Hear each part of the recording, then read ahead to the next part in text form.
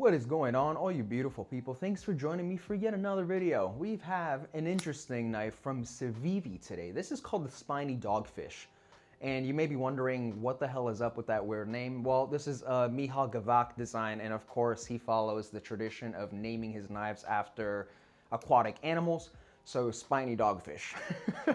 I recently reviewed the Hyphen, which is one of my favorite purchases so far this year. So I figured I'd check out something a little bit different, something from Civivi, and something that is very much affordable. This knife, I believe, retails at $68 or $60, which is just incredible because I have been kind of blown away by how smooth and nice this knife performs. So let's dive into some specs on the Spiny Dog Fish. So for the Spiny Dog Fish, we've got an overall length of 7.8 inches and a blade length of 3.4 inches. For blade material, we're looking at 14C28N. We've got a flat ground stonewash reverse tanto blade that looks really interesting. And the handle material is G10. So I actually got to handle this at Blade Show because I picked up the Hyphen in Texas, and in Atlanta I checked this out and I thought it was just really interesting. It kind of just falls in line with Gavko's designs. They're always just really strange. There's a lot of weird lines going on. And when we reached out asking me what kind of knife I wanted to check out, this was one that I mentioned because it's $60, it's on ceramic bearings, and it is really smooth. It's also a pretty big knife. For it being such a big knife, I think it actually handles really well. Ergonomically, it's pretty spot on. I like the fact that the handles are so thin, kind of just gets a nice grip. Thumb can rest on the top here. You got plenty of blade to put your thumb up here and cut into things. And I kind of dislike the little thing here, the little, I don't know, pointed clip. I think it's a little weird. Does create just like a hair of a hot spot, like you really feel it. So I kind of wish they would have gone maybe with a flat clip. But at the end of the day, for 60 bucks, like it's kind of hard to complain on a lot of these things. Lock bar axis is really spot on. Blade kind of comes down really nice and smoothly, and I have been really enjoying that. This has been a really nice knife to kind of fidget with. Action, again, really money. Like it's just, there's a massive opening here for the blade, so it's actually really easy to just dig your nail into that opening to flick it open.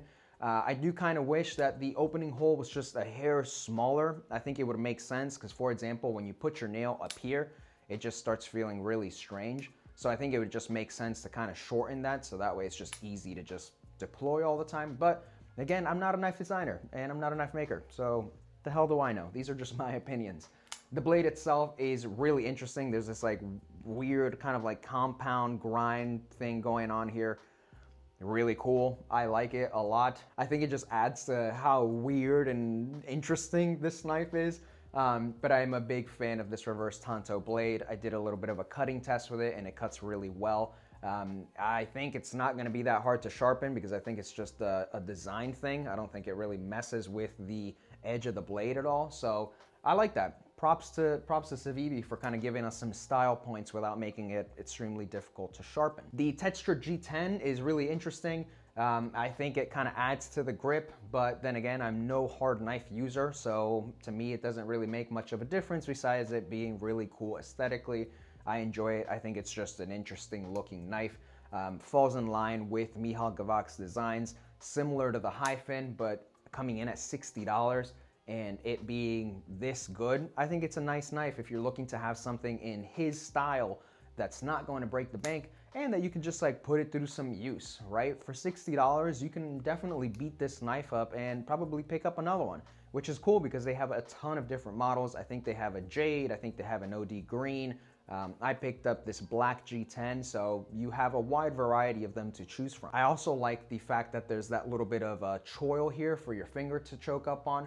Does leave a ton of blade on the outside, but if you have to do some sort of precise cuts, it's nice to know that you can do so. So what are my thoughts overall? I think it's a nice knife. I think it's really cool. If you've been wanting to check out one of Gavko's designs, but you don't want to break the bank, I definitely think you should pick one up. If you are a blade steel snob and you don't like the fact that it's 14CN28, then don't buy it. I don't hard use my knives. This is most likely just going to open boxes. So for me, I don't really care. I think it's nice. And it's hard to say no when a knife is 60 bucks and it comes from an awesome designer. So I definitely say pick one up if you want something fun and cool.